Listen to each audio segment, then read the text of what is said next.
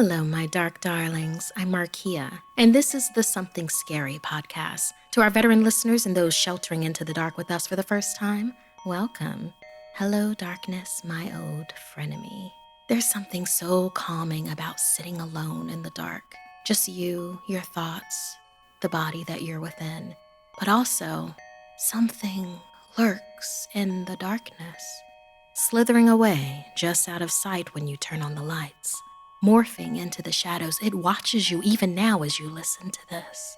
Don't allow yourself the illusion of safety, because horror can take on many shapes and many faces to lure you into the deep, black abyss. First, a room for two becomes a room for more. And then, the true story of a haunted movie theater, followed by our rendition of a classic creepypasta, The Branches in the Wind. And finally, the Cloaks are coming. I receive hundreds of creepy story submissions every single week. As always, the first story you hear is one that we've chosen to animate and post over at youtube.com/snarled. Then I read a few more stories for the podcast. If you have a tale you're dying to share, send me an email at somethingscary@snarled.com. And if you'd like to support Something Scary, consider joining our Patreon. As a patron, you can help the show and also be a part of it. Hear your name featured in a story on the podcast or weekly video and see ad-free episodes. For more information, visit patreon.com/snarled. So, want to hear something scary? The Black Ooze. A vacation right now sounds wonderful, doesn't it? It's a very human need to get away from it all and get out to enjoy nature. It would be a real shame if a quiet vacation is ruined by a merciless, amorphous predator with no regard for your humanity. Jess was certain she felt something watching them from the woods, but her mother tried to convince her otherwise. Don't be silly. It's so beautiful here, sweetie. So relaxing. Nothing bad is out there. This was supposed to be a fun trip, to get out of their house and spend some quality time together before school started. But now, all Jess wanted to do was run inside the cabin and hide out under the covers. That night after dinner, it was Jess's job to do the dishes. She turned on the faucet, and black, gooey water poured out of it, burning her hands. Jess grabbed a towel and called for her mom, but by the time she got there, the water was running clear. It was probably just built up dirt in the pipes and an aggressive water heater, according to her mother, but something inside Jess told her it was much worse. Through the window, she stared out at the shadowy, moonlit wilderness as she scrubbed dishes, and she almost began to think it wasn't so bad there until she felt something watching her again. Only this time, she saw it too. Something slithered through the tree branches, and the more she tried to focus on it, the more dread she felt. Probably just some weird animal. It couldn't hurt her, right? She grabbed her phone to take a picture. It was so dark, it was nearly impossible to photograph the terrifying creature, and it almost looked like it was dripping as it moved.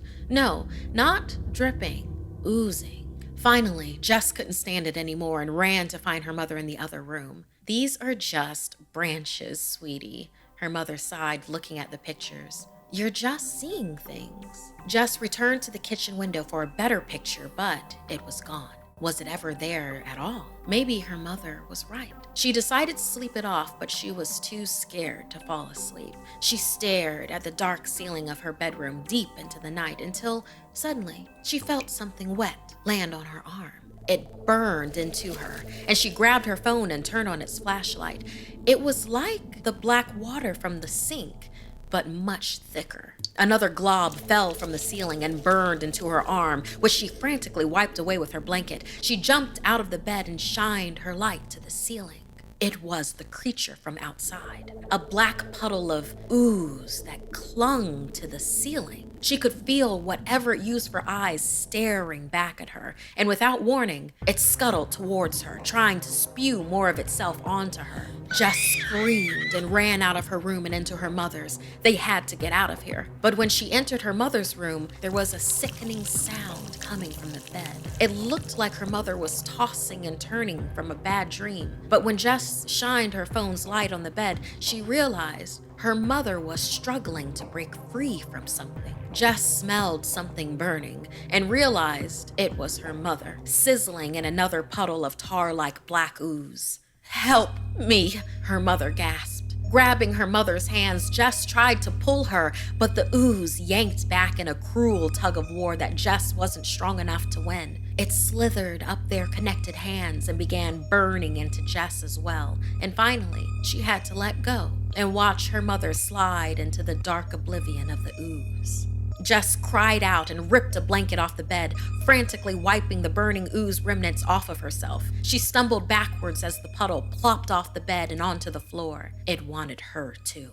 She ran into the hallway and narrowly avoided the ooze from her room, dropping from the ceiling onto the floor in the doorway. She backed away as the two oozes coalesced into one and continued its pursuit of her. She looked to the front door on the other side of the dark living room. It wasn't that far, but how fast was this ooze? Could she outrun it? She felt his eyes on her and she knew it was about to attack. Suddenly, the ooze sprang up from the floor at Jess. Quickly rolling to the side, she managed to dodge it, and it splatted into the nearby wall. She took her chance and bolted for the front door. As she made it, she looked back over her shoulder at her pursuer, thus not noticing another puddle of ooze lying in wait in front of the door she was reaching for. It was like the ground disappeared from underneath her as she fell into something much deeper than the puddle appeared to be. Screaming, she managed to grab hold of the floor to keep from submerging completely.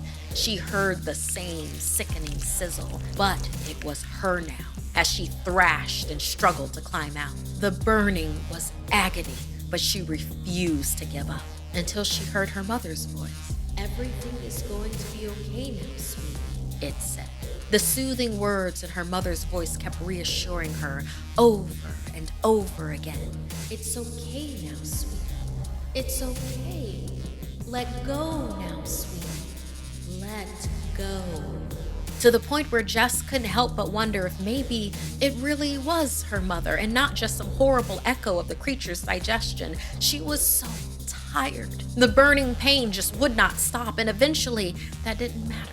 Jess finally surrendered and allowed the ooze to overtake her. It only burned for a moment longer, and then she became one with her mother, together forever inside the black ooze. Fed for now, the merciless amorphous predator slithered out of the cabin back into the woods, seeping into the ground to return to its hibernation cycle. The hunting was good here. It would make sure to come back to feed again.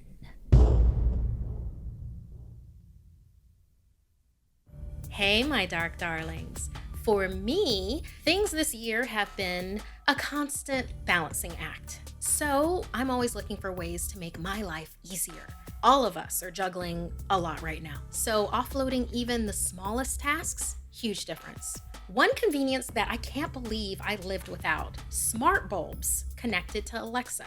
And right now, Amazon Alexa is offering a special smart lighting bundle for my listeners. For me, I use my smart bulb setup as a quick and easy way to decorate my space and brighten my mood. I have multicolor bulbs, which means I can have any color from the rainbow anytime I want with the sound of my voice. I made a Halloween lighting routine involving soft, pulsating mood lighting coordinated with a Halloween ambiance playlist. Perfect for helping me set the mood when working on something scary or for my next horror movie watch. I recommend the Amazon Smart Lighting Bundle for anyone looking to do more with their space by actually doing less. Setup is easy and you don't need any extra equipment. Just connect your new smart bulb to the Echo Dot and you're all set. You can set every possible mood with over 16 million light colors to choose from.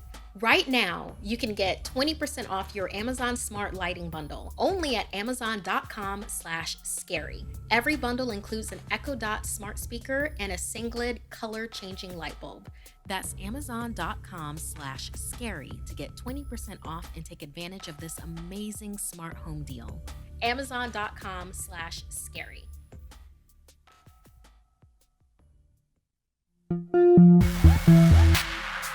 The movie theater offers us all a chance to escape to another world, but as we'll discover from this story inspired by a letter from Julia, some of us never return. Last year, after only a month of working at the old movie theater in my town, I was already tasked with training the new kid, Ozzy. He was real quiet, and we didn't have much to talk about until we were assigned to clean up after the last movie of the night in House 11. It was some slasher movie that I assume wasn't very good because no one was sticking around for the credits, but that didn't matter to Ozzy. Ozzy loved horror movies, and he was filled with a contagious enthusiasm as he talked about his favorites. Soon, I was talking about mine as well, and before long, we heard the projector give that familiar whirring when it reaches the end of the reel, except somehow the credits were still rolling on screen. Ozzy and I both looked to see a long list of just names. No jobs or roles listed beside them. Suddenly, the image began to warp and melt as if the projector was burning it. Before we could turn away from the screen, the melting image became a sinister, laughing face. The house speakers reverberated with a shrieking noise that sounded like a terrible laughter. The noise grew louder and louder until the projection finally burned away and nothing was left but the white of the screen and eerie silence. Ozzy and I looked at each other in disbelief and ran out of the theater. We tried to tell our night supervisor, but he didn't care. He just wanted to lock up for the night. The next day, we asked the projectionist if he had spliced the reel as a prank, but he just looked at us strangely and denied it. Maybe everyone was hazing us because we were new? Besides, it was Halloween next week.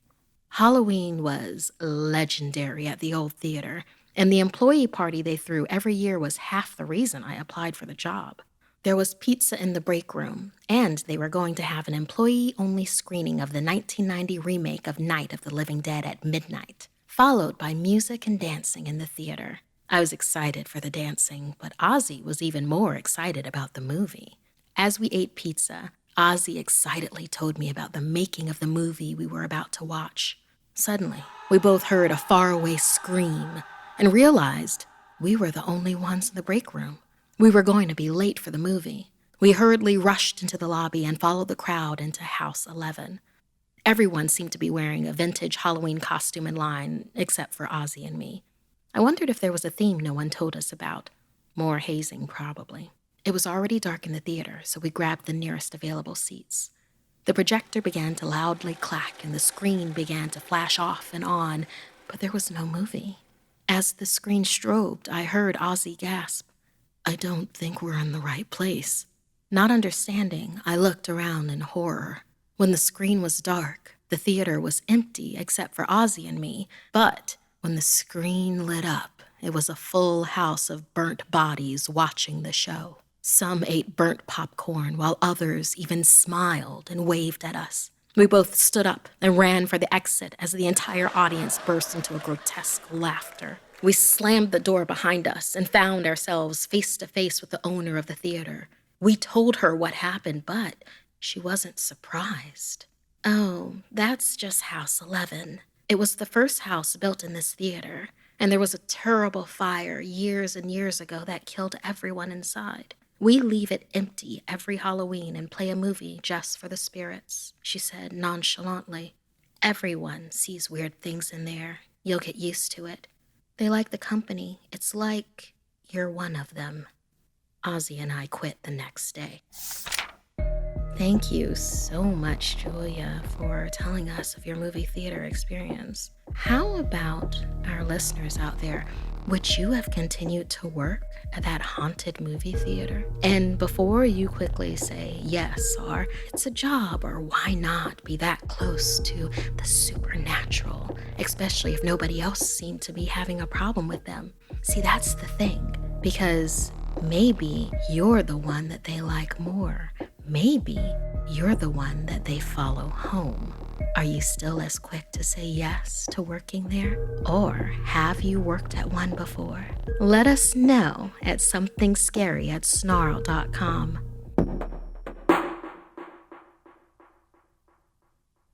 Not knowing who they can talk to, who to trust, constantly feeling hunted. Those are great tension builders for characters in a horror movie, but not anything you would want to be a part of your everyday life. The sponsor BetterHelp has licensed professional counselors ready to help when you want someone to talk to besides family and friends. After completing an easy yet in-depth questionnaire to assess my needs, I'm waiting to be matched with my own counselor. Steven, a close friend of the SomethingScary team, has been using BetterHelp services for the last 2 months and has this to say about his experience. That he's been using BetterHelp up to 4 times a week every week. Evelyn, his therapist, has helped him find the source of some negative thought loops he's been experiencing this year. Along with that, Steven has been able to message Evelyn to accommodate changes in his busy schedule. He's felt that BetterHelp's seamless and streamlined process of planning appointments has made him feel taken care of and helps when he needs a last-minute appointment. It was because of Steven's testimonial that I decided to give BetterHelp a try. The service is available worldwide and over 1 million people have signed up. In fact, due to popular demand, they are recruiting additional counselors in all 50 states. It's great that BetterHelp was a good fit for Steven, and we have BetterHelp as a sponsor today just in case they may be a fit for you. I want you to start living a happier life today. As a listener, you'll get 10% off your first month by visiting betterhelp.com/scary. Join over 1 million people taking charge of their mental health. Again, that's BetterHelp, HELP.com/scary.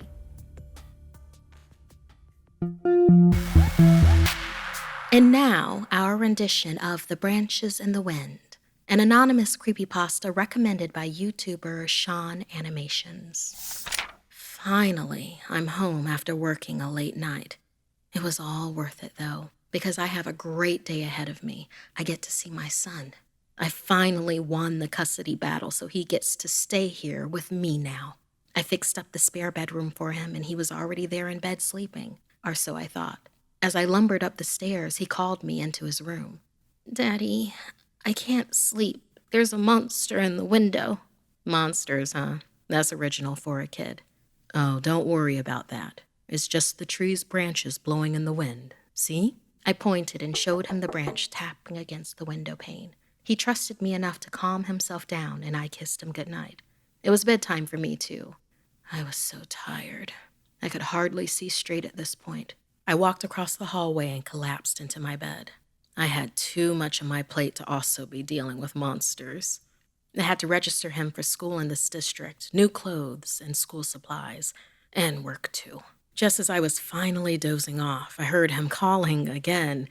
Man, I love the kid and all, but I needed my sleep. "Daddy, the monster is back again," he shrieked. I looked to the window. Nope, nothing but the tree branches. I walked over, and to prove it to him, I opened the window and turned back to him. "See, it's nothing but the tree. I told you. Now go to sleep. You got school in the morning."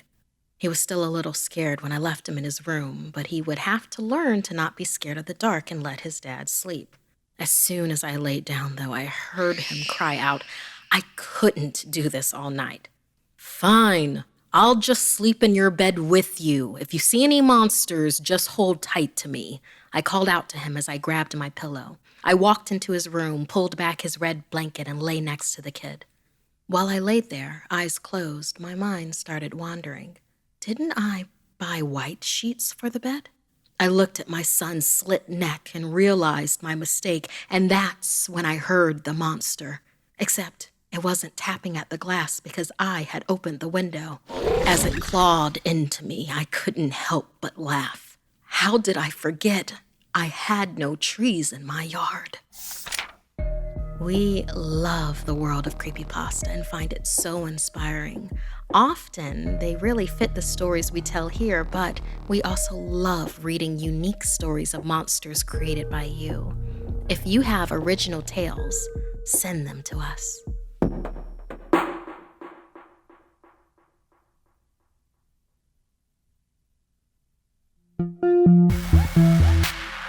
Imagine a world where death is too busy. A world filled with so much loss that the Grim Reaper needs to recruit help. In this story, submitted by Mike Lee.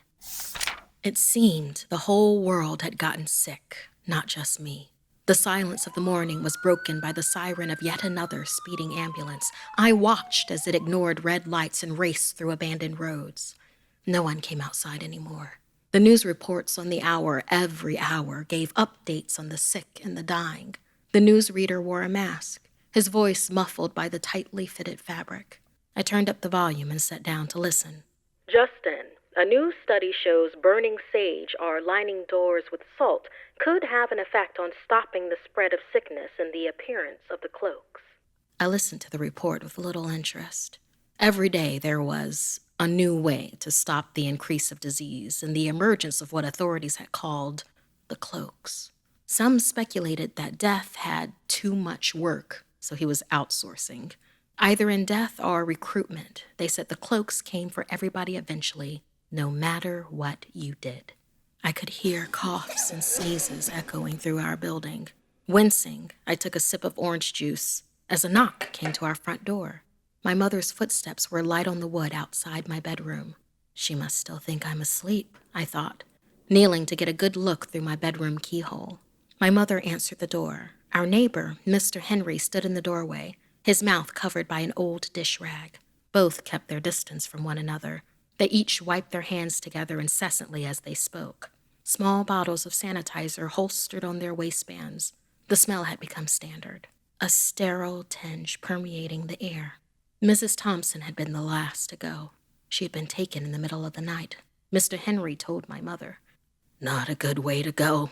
Not a good way to go at all, Mr. Henry said. I could hear them in Mrs. Thompson's place. She was screaming. It was those damn bloody cloaks, I tell you. They're coming more often now, I realized. It seemed like they were working through the whole building. I heard Mr. Henry say he put a horseshoe over his door and assured my mother they wouldn't be coming for him tonight. I laughed at the useless attempt to stop the cloaks. A big mistake as my laughter caused me to cough. With a yelp, I tried to cover it, but my eyes watered as my throat burned and I hacked loudly. My mother apologized profusely and the door began to creak close as she bid Mr. Henry farewell. I heard him say, Everything will be okay, I'm sure. They don't come for the young ones. She closed the door, letting the latch on our side lock itself with a solitary click. Sliding over the polished wood in my bedroom, I sprang into bed just before my mother opened the door. I lay there, pretending, eyes closed, lying on top of my bedsheets. She gave a knowing smile, which I viewed through squinted eyelids. She cleared her throat, playing along with my childish game, and asked how I was feeling. Fine, Mom, I replied, my throat still raw. Good, she smiled and left to bring me a meal, some herbal tea and a sandwich. That night, I struggled to sleep, and once I finally dozed off, I was awakened by the sound of Mr. Henry hollering in agony. I wailed for my mother, hearing her in the next room scrambling for the door. All around me, the other residents awoke alerted by Mr. Henry's shrieks. Below and above me, neighbors screamed and howled. The cloaks are coming. I heard the latch of our front door unlock. I fell to my knees and searched our hallway through the keyhole. The entrance to our home slowly opened. Tiny voices spoke to one another backwards and hushed in a way that could not be understood. I looked on in horror as the darkness approached my mother's bedroom and scratched at her door. The cloaks were shadow and shade, a negative of the people they came to collect. I watched them carry my mother away. My tears filling the keyhole, I heard her scream, I'm not sick. I feel fine. She joined Mr. Henry in the hallway as 2 shrouds were put on them. They weren't dying. They were new recruits. Their faces disappeared in the mass of their hoods as they now became cloaks. Unable to bear losing my mother, I opened my bedroom door and ran after them. Many cloaks gathered together outside in the street but paid me no mind. Finally, I found my mother and tugged at her new robes. Mom, don't leave me, I cried.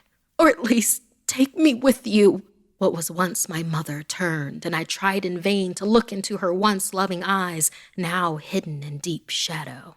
No, lad, it's not yet your time yet. but it will be one day soon enough. She turned away from me and disappeared into the mass of her fellow cloaks after that promise, never to be seen by me again. This week's podcast stories were edited by Markeia McCarty, Sabina Graves, Dennis Culver, and Mike Lee. Narration by Markeia McCarty. Audio edited by Fitz Harris and Calvin Linderman. Graphics by Jonny Ashley and Mari Carlson. Produced by Analise Nelson. Music by Sapphire Sandalo and Calvin Linderman. If you have a story you'd like to submit, send me an email at somethingscary@snarled.com. Don't forget to watch the video version of Something Scary over at youtube.com/snarled. And if you'd like to support the show and everything we do at Snarled, join our Patreon at patreon.com/snarled. Until next time, my dark darlings, sweet dreams.